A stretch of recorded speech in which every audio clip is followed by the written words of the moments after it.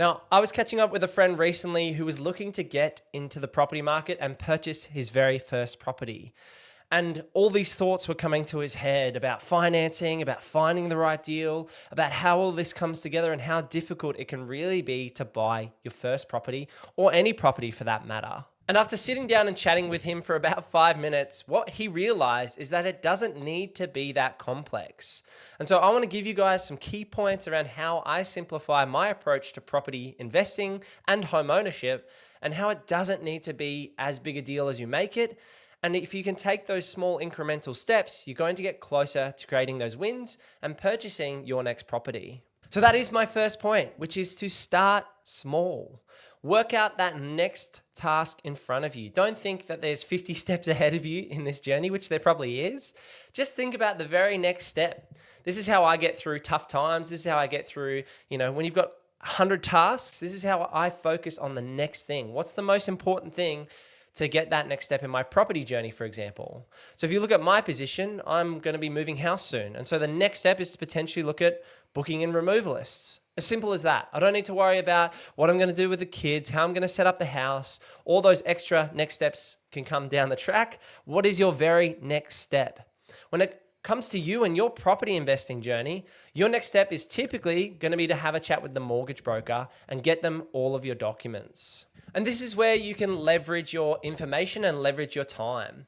The way I like to collate my information is to put it all into an investing folder. So if I need to drag my pay slips, my bank statements, my IDs, I all have that saved in what I call my property investing or my mortgage broking folder. So leverage the information you have available to you. And sometimes it's worth having a chat with two banks or two brokers to get different opinions. And so all you need to do is, if you've got that all simply saved in a folder, you can send all that information to one broker over here and all that information over to another broker over here.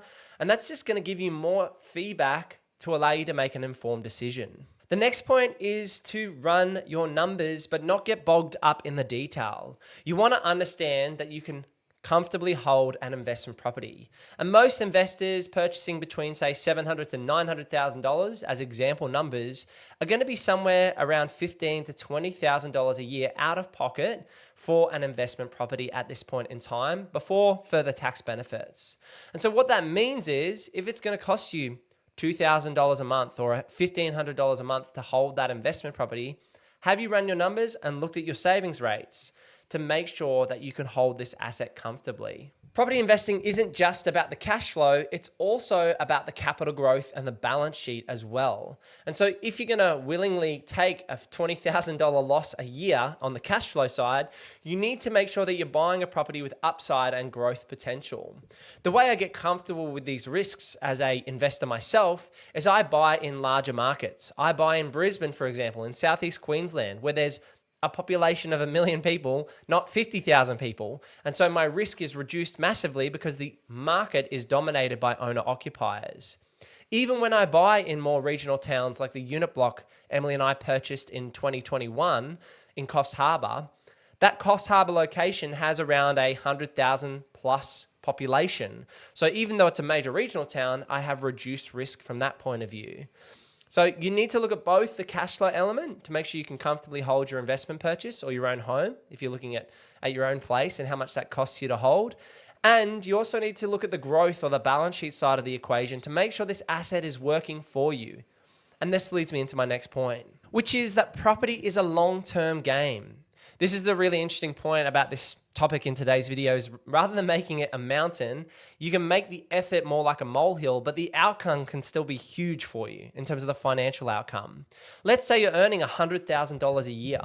If you're able to buy and break into the market and buy an investment property for, say, $700,000, and that grows by 10%, so that takes 1 year, 2 years, or even 3 years for that 10% growth to happen, that's $70,000 of money you don't have to pay tax on in terms of net worth that you can then go back to the bank and leverage off. Let's say that house grows from $700,000 to $800,000. How long would it take you in after-tax dollars, once you earn your $100,000 income and you pay taxes and you take out your lifestyle and your living expenses, how long would it take you to save $100,000? 1 year, 2 years, 3 years, 4 years?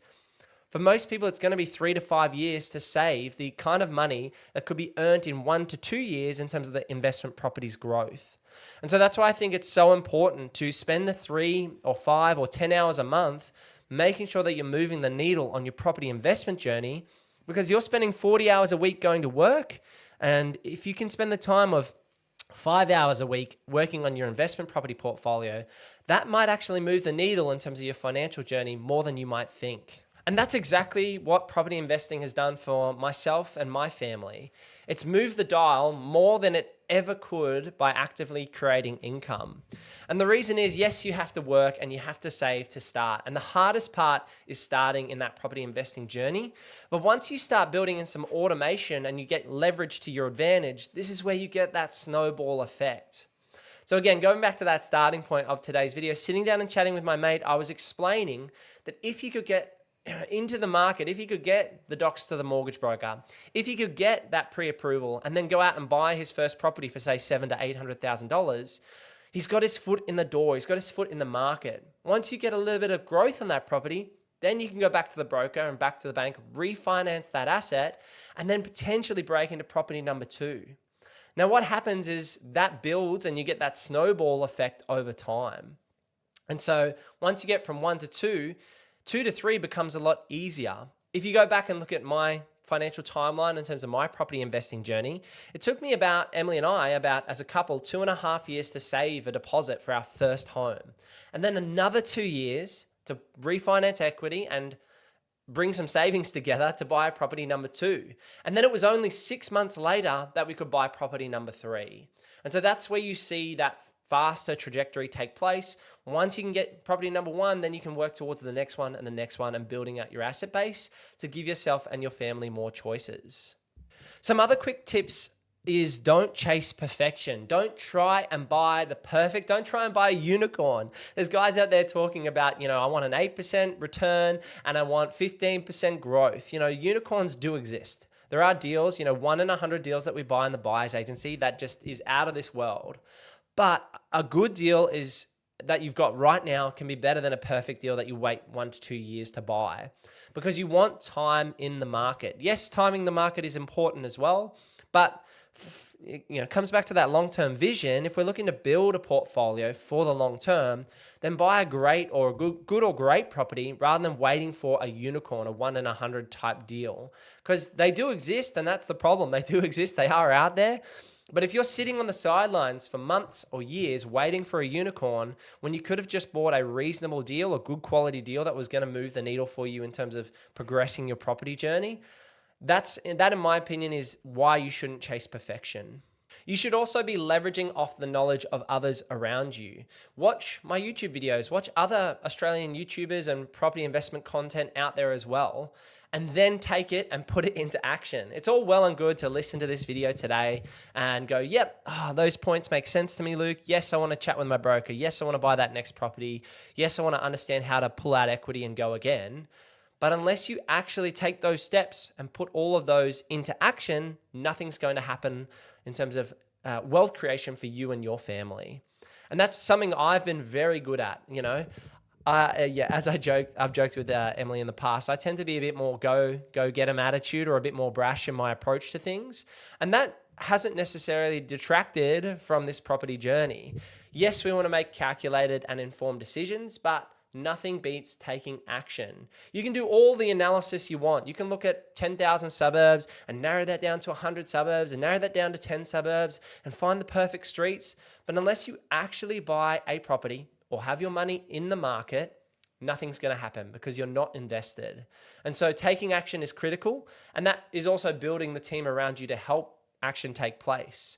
I've worked with multiple mortgage brokers and ended up with Nevada and the guys from Cube Home Loans, and they helped Emily and I go from that $5 million asset base up to the $9.5 million asset base. And that wouldn't have been possible unless we'd found the right team or the right network to do those things. Same with renovation crews. My renovation teams have changed over time to help get the right deal together and try and get successful outcomes on each of those renovations. Same with building. I work with different builders. I'm doing 3 builds in the next 12 months, ideally, and I'm going to be doing that with the same builder. So you need to build out your team, that could potentially include a buyer's agent. Now, I'm the first person to say you do not need to pay a buyer's agent fee. You do not need to spend $20,000 employing someone like myself to help you buy a property, but there can be value in it. There can be significant value. And the reason I say that is you're leveraging myself and our team's time, knowledge, and skills to help you execute. I share so much knowledge on this YouTube channel and so much information around how I've built the property portfolio with Emily and how this investing journey has worked and documenting each of those properties that we renovated. But without the execution in your own journey and your own investment trajectory, nothing's going to happen. And so that's where paying a buyer's agent can be really worth your money. If you decide Southeast Queensland or Greater Brisbane is the right location for you to buy your next property, then reach out to myself and the team at purposeproperty.com.au, where you can book in a free chat with myself, and then we can discuss the next steps and how we can help you secure a property in the next 3 to 6 months in this market. But if Southeast Queensland isn't the place for you to buy, or it's a major regional town, or it's another major city like Sydney or Melbourne or Adelaide, then find, in my opinion, a local area expert who specializes in that market and can help you execute on buying a property in that location. And that's the way I see things. These team members, buyer's agents, mortgage brokers, accountants, all should be there to value add to your circumstance, and the fees that you pay for are going to be, or the value that you get in terms of the fees that you pay for is over and above what you're actually paying that consultant or that advisor. And so that's my biggest takeaway is go out there and take the next step. Don't make a mountain out of this property investing journey when you can make it a molehill, and focus on the starting small and those very next steps to move the dial in terms of that journey for yourself. I'd love to hear from you in the comments below. What is the hardest thing that you find in terms of that journey to progress to the next step in your property investing journey? Is it dealing with the banks and brokers? Is it actually finding the house? I'd love to hear from you in the comments below what you actually think the most difficult thing is about property investing. And make sure you give this video a click here, because YouTube really thinks that's the one you should watch next. I'll see you over there. All right. Peace.